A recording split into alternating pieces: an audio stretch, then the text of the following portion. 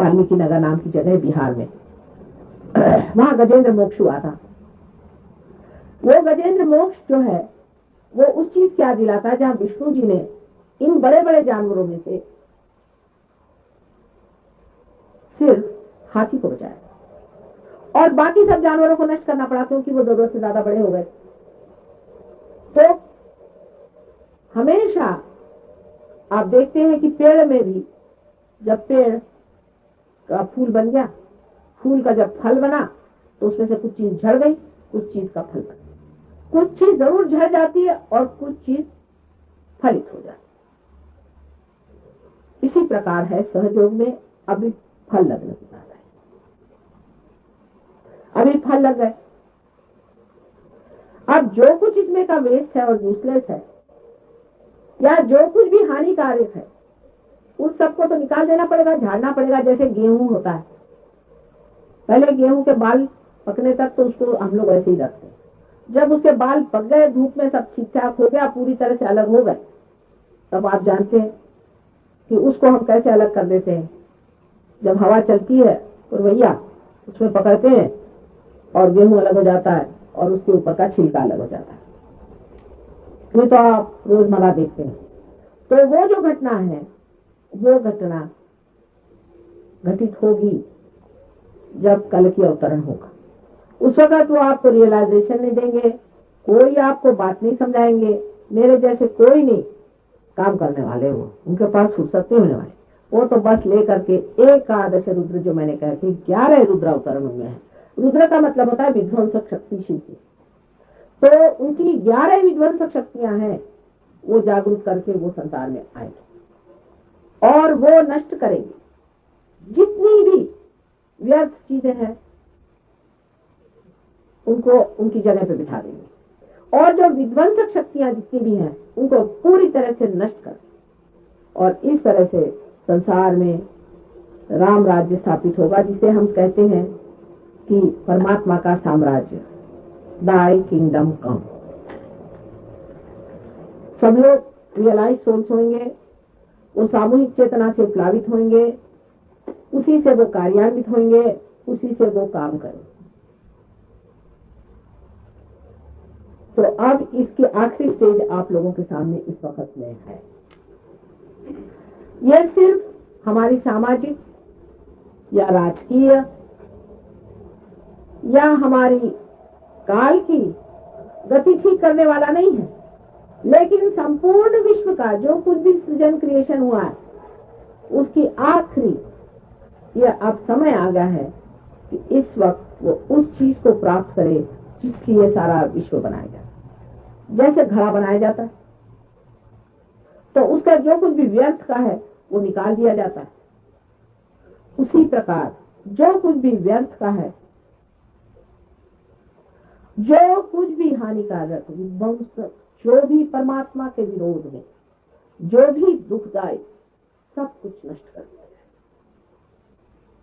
इसीलिए मैं एक माँ हूं और माँ अपने बच्चे के लिए हमेशा ये सोचती है कि उसे कल्याण और मंगल मिले, और अगर वो इसको प्रदान करने वाली हुई तो चाहती कि जो कुछ मेरा पुण्य है, जो कुछ भी मेरे पास है, सब मेरे बच्चे ले लें, सब कुछ ले, लेकिन अपना पूरा पाले।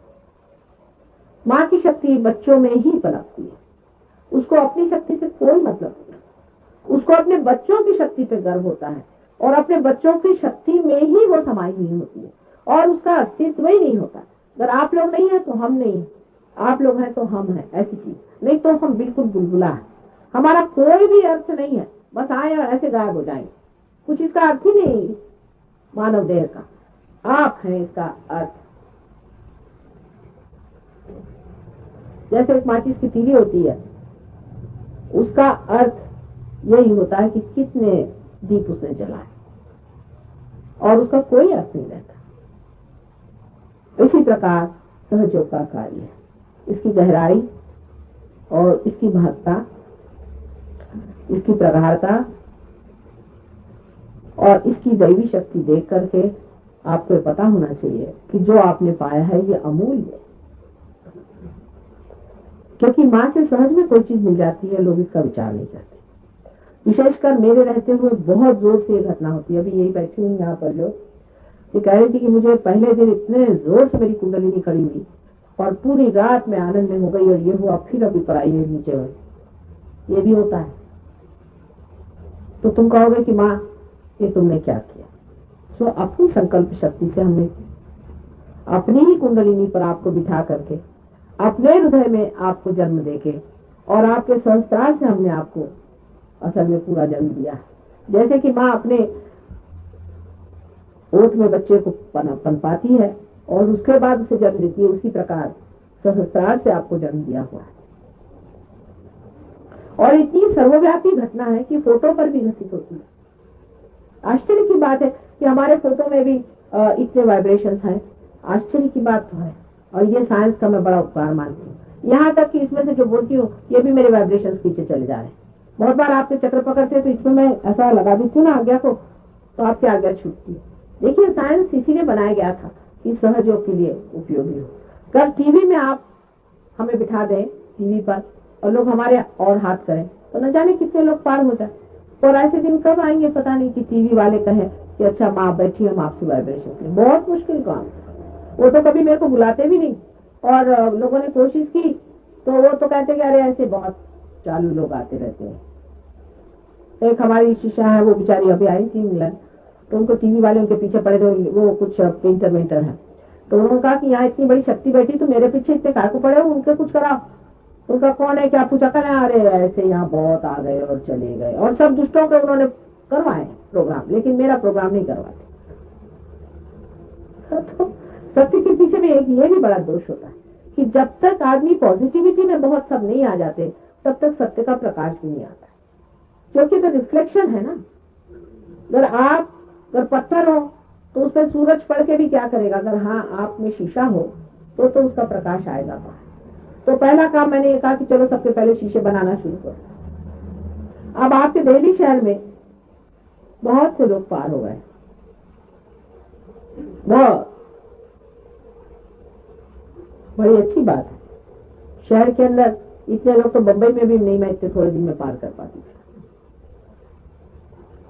और इतने लोग पार होने पर भी आप देखिए मेरे चले जाने बाद क्या हालत होती। अब आप सब अपने अंदर भी संकल्प करें। हमारा संकल्प पूरा हुआ, आज आपको भी संकल्प करना है कि कुछ भी हो हम अपनी कुंडलिनी को ठीक रखेंगे। कुछ भी हमें छोड़ना पड़े, गुरुओं को छोड़ना पड़े, हमको कुछ माने का चीज छोड़नी पड़े, हम अपनी कुंडलिनी जागरूक रखेंगे और हम अपने को ठीक रखेंगे।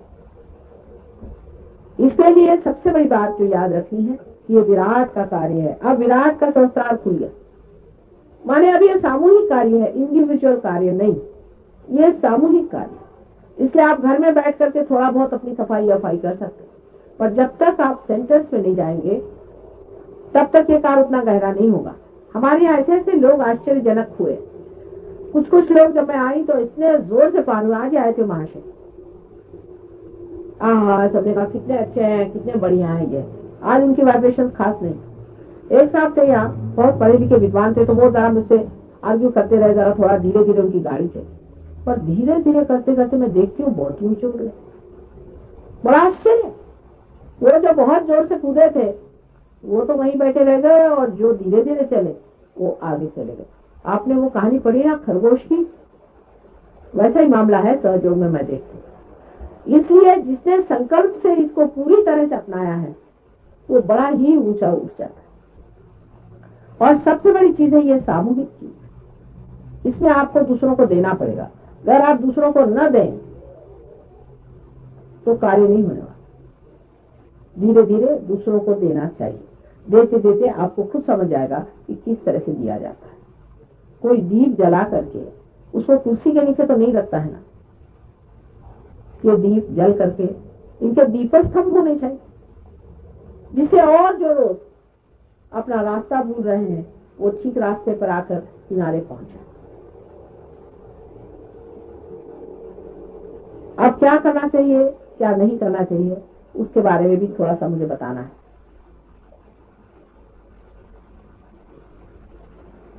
पहली तो चीज अपने बारे में पहले ये पता लगाना चाहिए कि हमें कैसी कैसी आदतें लगी हुई हैं। सीधा हिसाब है, क्योंकि अपने को देखने की पहली बात है, पहले तो अपने ही को देखना है, फिर दूसरों को देखेंगे ना। सभी सहजियों से विनती है, हमारे इस चैनल को सब्सक्राइब करके सहज को फैलाने में हमारी मदद करें। जय श्री माता जी।